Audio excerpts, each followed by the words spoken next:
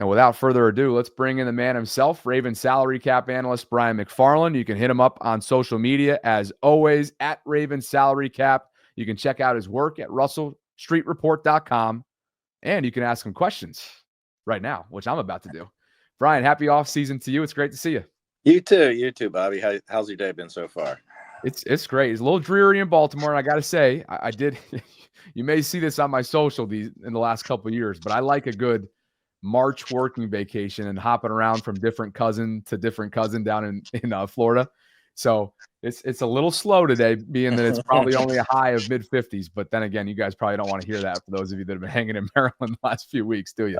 I'm headed to California tomorrow morning to see my daughter, so that should be weather's supposed to be really nice there. So good. Well, safe travels over there. I'm glad to have you on, just being that we tried a couple weeks ago with the Marlon Humphrey restructure. I definitely want to start there because that was a big deal. And as you noted here on the 13th, the Ravens have done a max restructure with Marlon. It reduces his $18 million salary and roster bonus to the league minimum of $1.255 and converts $16.745 to a bonus. 2 void years, which has been a theme of the offseason for sure, were added on the back end. And as you noted also, the restructure created at the time over 13.3 and change in 2025 cap space. So first and foremost, we know this is not a pay cut. This is simply just moving money around for Marlon. The significance of it to you is what? Well, I mean, they needed it, quite honestly. And that was posted on the 13th. The league year started on the 12th. This would have been accomplished before the 12th. I mean, as we presently sit here, and obviously they've made moves since then, but they only have about just over 11 million in cap space right now. So obviously, without that 13, they'd be underwater. So obviously they've used some of that. There's been other ways they've created space. So, I mean, in a way, I found that news a little disappointing because I was hoping it was going to be an extension instead. But either they didn't really try or they don't want to. Neither side wants to till next year. I mean, he's still under contract for 26. Sometimes it is harder to get an extension done when there's 2 years left. It's easier when there's 1 year because that right now, I mean, he's due 36 million between this year and next. Well, next year it's only 18, and now he can get a big bonus and some more money up front. So that was a little disappointing in a way, but obviously they needed to get it done. They still got some other options to get cap space. It's just a question of what direction they want to go. Does it tell you anything about Marlon's maybe imminent future in Baltimore? No, I don't think so. Other than maybe the Ravens are being cautious and want to see him complete one more year healthy and play well before, committing big money to what will then be, I guess will be 30 then. I think he's 29 this year, if I remember correctly. So that would be the only potential, hesitation they had. And obviously see what happens with this draft and how some of the young guys progress. So, it's probably prudent in a way. As a fan, we always want to see our players that we love stay around forever, but the team can't be that sentimental about it. So that would be my only takeaway from it. But I don't think it precludes it in any way, shape, or form. It precludes it getting done this year because there's no cap savings now, and it's harder to redo a deal at this point because he's already getting a minimum salary. He's already down to a minimum salary. And then you're just throwing another bonus on top of the bonus you just gave him from the restructure. So I don't think that's going to happen this year, but I don't think it precludes them doing anything next year. Before we get like the current state of the cap, let's catch everybody up to speed with a couple notes of yours within the last 24 hours or so. But the Ravens and Michael Pierce, as you tweeted, have adjusted his contract to allow them to transact his retirement post June 1. The revision removed his $2 million roster bonus. He was due that on the 16th. And his is that a workout bonus, I believe? Yes. Okay. Yes. The revision created over $700K. Immediately, there will be an additional $1.255 million in savings after June 1. I believe you had a clarification quote tweet. Why don't you get that in here now?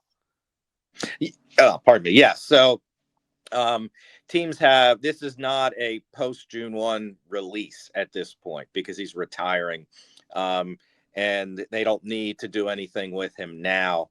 Or he doesn't need them to do anything with him now. Marcus Williams, it was kind of the same thing they did with Marcus Williams, but they did use the post June 1 release. But that's so Williams can be out there on the free agent market now and pursue, his next opportunity. Pierce isn't looking for a next opportunity. And they have two, and we still have the Justin Tucker thing hanging over their head that if some point they do decide they have to cut him or they want to cut him, whichever it is, and they want to use it would definitely be more prudent from a cap perspective to do that post June 1. So they've left that open. That's still available. And so Pierce will just after June 1, he'll just turn in his retirement papers.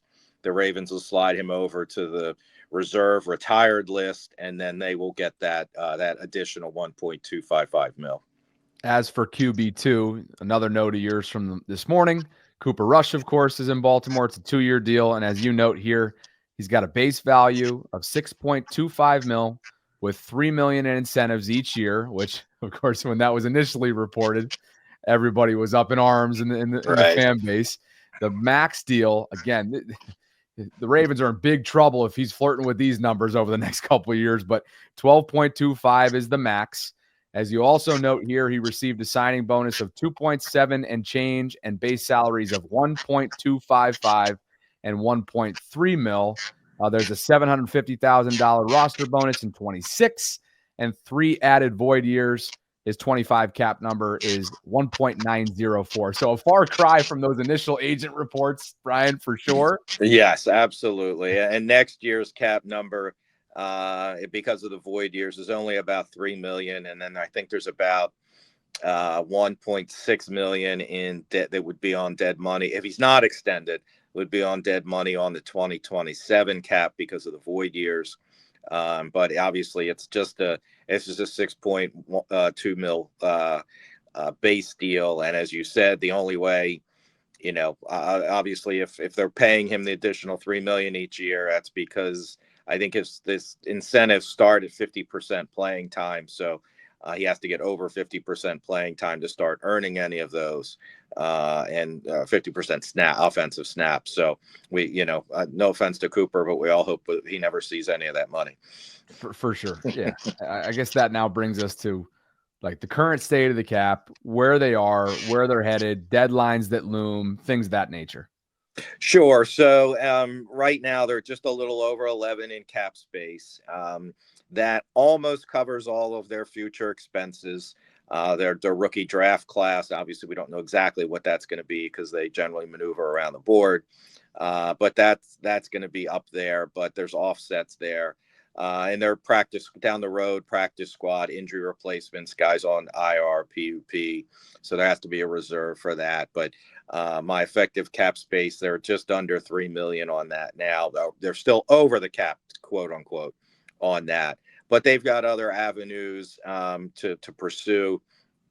Through restructures. They have not done anything with Lamar's contract. DaCosta said he was going to go, visit with him and talk things through. They haven't restructured yet, which would tell me that they don't want to unless they have to, or maybe they don't want to at all. They've been using these void years on even the lesser contracts. Hopkins had void years. Rush had void years. Wallace had void years. And I just forgot somebody. There's another one that has void years that they just did. So that would lead me to believe, it leads me to believe that Mark Andrews, they intend for Andrews to be here. They did pick up the $4 million option, and that they would rather not restructure Lamar, and they'd rather get an extension done. So that's where they are now. Madubuike, a restructure there is $5 million. So that gets them the requisite space they would need. They can redo Roquan Smith as well, restructure him as well. That's about $9 million. That's a tougher deal to deal with just because his numbers go up substantially, but that's kind of where they are. So they have the flexibility there. And then obviously if Lamar is extended, then that would create a sizable, 13, 14 mil in that range. So fingers crossed for a lot of reasons that they get that done.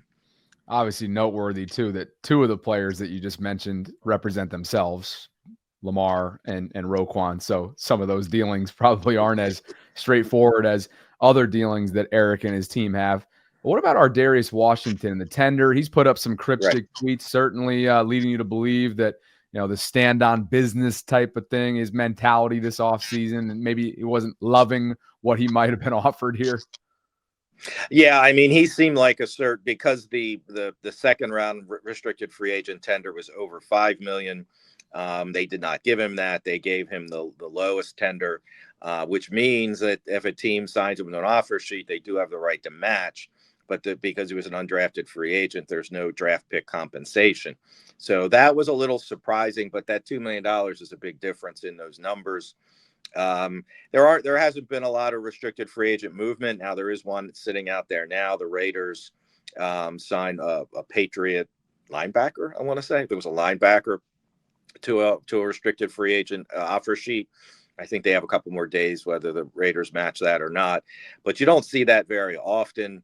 I mean, it does leave the door open to some team coming in who either really wants Washington or just wants to mess with the Ravens, to be honest with you, and make it a little harder on them.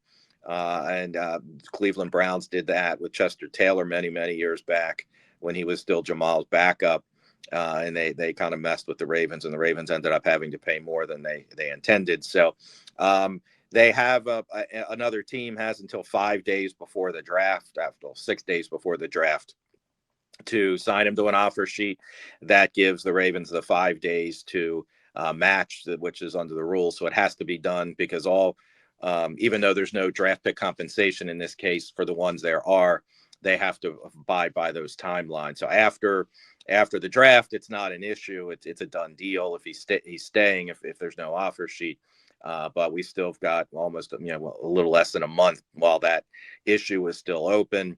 But yeah, obviously, you would have thought they would have tried to work on. I'm sure they tried to work on an extension for just more than the 1 year. But based on Washington's tweets, as you said, it sounds like that wasn't to his liking. Much like their calculated risk they took when they non-exclusively tagged Lamar a few years ago, you get the sense that this is kind of like a very it's a comfort level for them. They understand the market, and this risk is looking like it's going to pay off.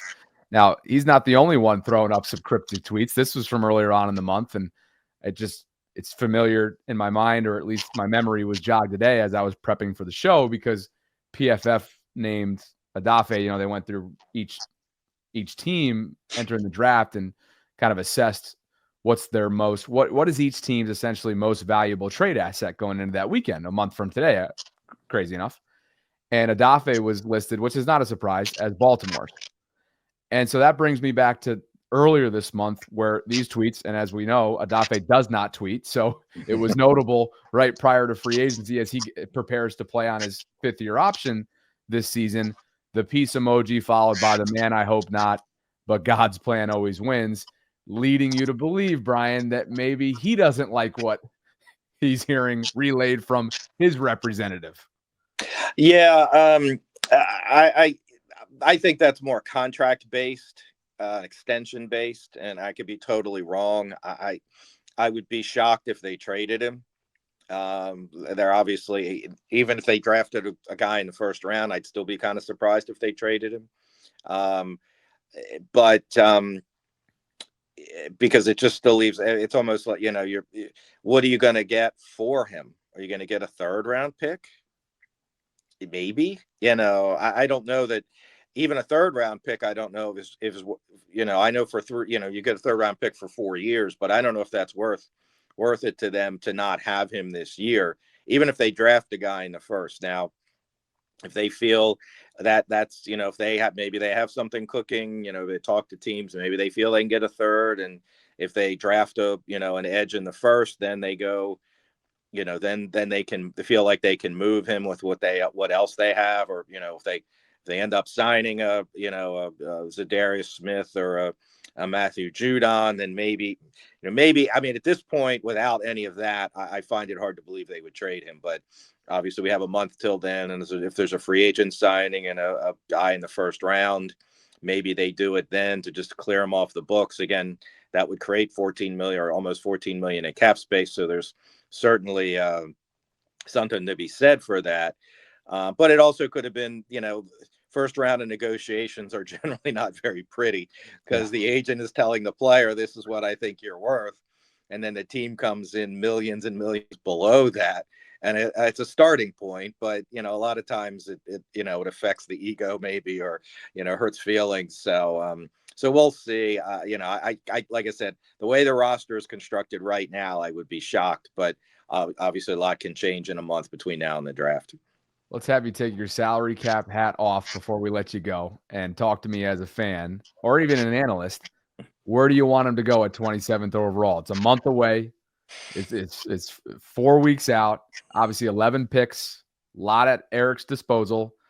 Several needs come to mind there, right? Whether it be edge rusher, whether it be corner, defensive tackle. Those are certainly three positions that you're seeing a lot of among the mocks that are starting to make their way out. I was pretty surprised last week by McShay going with the wide receiver out of Arizona, McMillan. We started the show off by talking about that because Steve Smith is not a fan of him, which he did not hold back in his evaluation. But where do you stand a month out? Yeah, I would be surprised at wide receiver. I would throw safety in there too, because there are two pretty decent safeties that are possibly available in that range.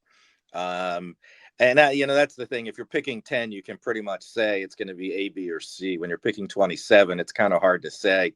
But I think you've named, I would say, edge, safety would be the two primary in my mind. And mainly and a defensive tackle, absolutely. But the draft seems to be pretty deep in that. So I think you can probably wait on that. And just looking at mock drafts, it seems like there's kind of a lull between the top guys, even though there's a lot of them out there, and probably because there is so many out there, but kind of a lull in the late guys that would be in the 20s, late mid 20s to mid 30s, let's just say. So you could throw guard in there too. They don't generally go guard, and obviously they granted they went center a couple of years ago, and he's been great. But it's created another dilemma for them, right now with what to pay him and as far as top of the market money. So I think you could see any of those, but I mostly lean edge, just because they got to get that one guy, and and obviously that you can never know when you're going to get guys, but TJ Watt was a early second round pick. So it's not like you can't. Max Crosby was a 4th round pick. So it's not like you can't get those guys later. Then you don't have to get a top 10 guy. So I would think if there's an edge there, that will be the play. It's been a mad search since Sizzle left, right? Yeah. There's been a bunch of Band-Aids, bunch of temporary fixes, bunch of swings and misses, some hits along the way. Certainly, latter half of free agency, KVN's turned into a really great story for them. But that's obviously a Band-Aid. It's all due respect to Kyle. I mean, that's that temporary fix for them. And I think a lot of what Odafe's been has been a slow build, right? He's been leaving much of this fan base wanting more, right? And especially with the first round draft label that comes with him. Man, I saw this tweet over the weekend, and it certainly begs the question, what is this related to? And is it AFC or NFC? But Josina Anderson, NFL insider, friend of the show, tweeted out, could be some change coming in the North. Yeah. It's definitely being contemplated. I'll let you know from the 22nd. No follow-up as of yet. Yeah, I think that's got to be quarterback related. Whether it's Wilson back to the Steelers or Wilson to the Browns or Aaron Rodgers, or maybe even Kirk Cousins, yeah. So I don't know. I mean, I'm not sure what else, what would be that big, otherwise. Who's going to try? I mean, we talk about, Ravens fans want Jair Alexander badly, but I don't know if that qualifies to this level of, and I'm not sure what else, who else could be moved on another team that would make that kind of sense. So I think that's probably quarterback related, and I'm just happy that the Browns and Steelers are at the bottom of the totem pole going for quarterbacks still out there, who's ever out there, and they're just picking up whoever's left. I was going to say, if this is indeed the AFC North, which there's been so much talk about this division being that, to your point, 2 of the 4 teams have unsettled situations at the most important position in the entire game, you got to think it's coming from either Pittsburgh or Cleveland, and it has to be quarterback related. I'm with you all the way. And but it wouldn't be as obvious, you would think, being that there's been so much talk. He visited the building last week as A-Rod to Pittsburgh, right? Like this seems like it'd be a little less obvious than that one. Right. Well, that's why I was throwing Kirk Cousins in there, because I think that could be the wild card for either of those teams, to be honest with you. And Atlanta would be happy to move him, but I don't know that anybody's going to want to pay that contract to a guy that's clearly on the downside of his career. But who knows? Yeah. Sure. And Brian Spar, another Brian in our live chat right now, hinting at or suggesting that it could be coaching related. You'd think that cycle has passed, but hey, you never know. Mike Tomlin's old. Yeah, that would be surprised. I mean, in most colleges, if it's moved to college or something like that, most colleges are done. So, I wouldn't think it was that either. So I'm still going to lean quarterback on that for sure. The idea of Harbaugh or Tomlin retiring at this point is just insanity. Yeah, unless there's a health issue, and I don't think she would word it that way. Like something, I don't know if exciting is the right word, because the way I'm reading that, it's something more exciting than somebody retiring, and especially if it was health reasons. Yeah, and you'd think that Stefanski's going to get another chance here, just being that it's been a revolving door at quarterback, and somehow he's kept the team close to relevant or somewhat relevant, especially when Flacco was there and Case Keenum. And then as far as, Zach Taylor, is his seat warm? They let go of Anarumo last year at defensive coordinator. So, but that would be very, and the last thing Cincinnati's going to do after giving out those big contracts and going way out of their comfort zone is pay two head coaches, because they fired one. Right. So I don't see that one either. And I don't think Hendrickson would qualify as that either, because unless it is a big trade and they're getting first round picks or something like that. But sure. Yeah.